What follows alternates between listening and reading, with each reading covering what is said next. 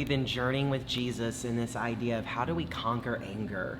And from his teaching today, we're going to see that unaddressed anger ruins relationships. Yeah, we see this in his Sermon on the Mount where he's talking about like, hey, if you're about to present your offering to the Lord and realize your brother has something against you, first go be reconciled to your brother. We also see it where he's talking about like, say you're on your way to court and there's been some kind of conflict and a judge is going to resolve it, like, hey, just resolve it before you get to the judge, and something could go haywire, you know. That's right. Like, it's out of your control then a little bit more. And undoubtedly this would have anchored probably to an ancient story that was very familiar in Jewish tradition about two brothers, Cain and Abel. It's one of the oldest stories in the world now, and it's packed with truth and so many layers of it. But yes, I think when Jesus was talking about anger and the guilt of like how anger can lead to murder or is similar to murder, undoubtedly in their minds, they're thinking of Cain and Abel. It's this first story where anger wells up and results in murder. And so the Apostle John also, in the passage you read today, picks up on that idea too and reflects on what happens when anger gets the best of us and sin gets the best of us, and is crouching at the door is the language in Genesis and ready to pounce, and so don't let it. That's right. And part of that ability for the enemy to invade our lives, who's crouching, looking for opportunity, is leaving unaddressed anger. We see this language show up in Paul's writings too, when he talks about do not sin in your anger, do not let the sun go down on your anger so as to give the enemy a foothold. It's that idea that he can gain traction in our lives where we have festering, unaddressed anger happening. So I wonder if we just would again see too this trajectory echoed in John's writings now that we see in the Sermon on the Mount, that this place in our heart, if anger is left to fester and grow and unchecked, it moves us on this trajectory that ultimately could end in acts of violence and murder. Yeah, and at the very least, you'll find yourself, I think his language is like abiding in death. Correct. If you hate your brother, you're going to be living in a place of death versus life, It was also interesting to me the response, like the practical way of dealing and coping with anger that is laid out by Jesus and his apostles.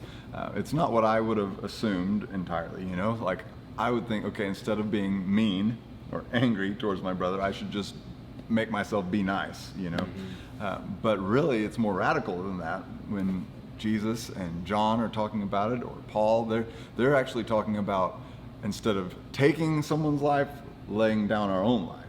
And it's this idea of like, I guess it's ultimately modeled in Jesus, who, when we sinned against him, wasn't just nice to us, but actually laid down his life for us and took the wounds on himself, So there's something about unaddressed anger leads us to make our offender pay the price. Like we want them to pay for what they did to us. Whereas love, the way of Jesus, the way of love, actually we're laying our life down. We're willing to incur the cost of that. And that undoubtedly overlaps into some themes we're going to travel into later in the teaching of Jesus about forgiveness and what that entails.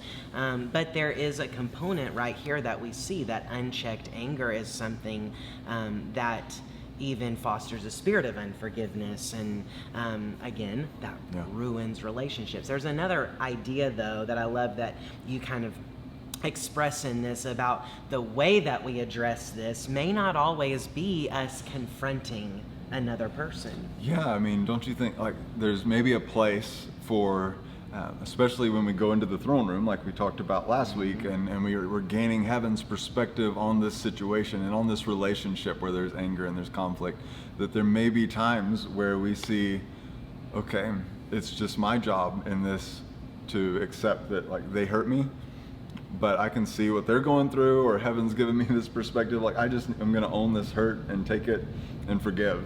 Right. There might be a place or a time for that where you just take the hurt, you know? That's right. You know, Bob Goff tells a story about those Highland cows that are really popular these days in artwork. You know, the fuzzy cows. I don't know about the the fuzzy hair cows. Covers their eyes, and they have these horns. Sounds lovely. Well, you'll have to put a picture of it up on the screen here as you edit the video for this teaching, Neil, because they're just adorable creatures, cows. you know.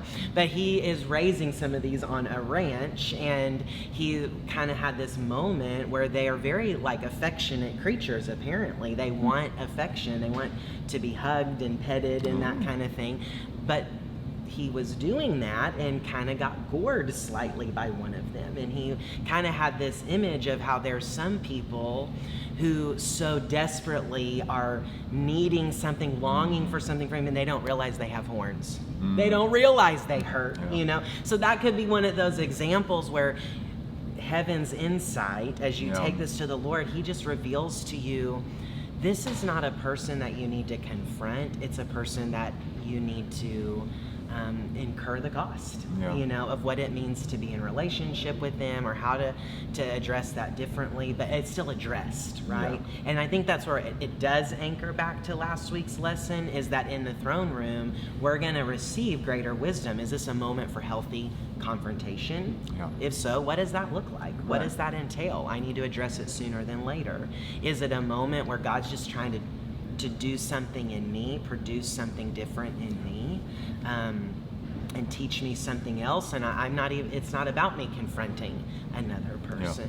And nevertheless, either way, it's addressing it. Got to address it. Right. And that's the thing. If we don't address it, whether that's sitting down across the table from someone and doing our best to maintain our composure and have this conversation in a Christ-like way, or if it's just incurring the cost in some way and working through forgiveness on your end and trying to gain heaven's perspective, either way, you're not allowing that angry narrative to keep going and cycling through your heart and through your mind until you land in a place like Cain landed in, who didn't heed God's warning to, look, why are you angry?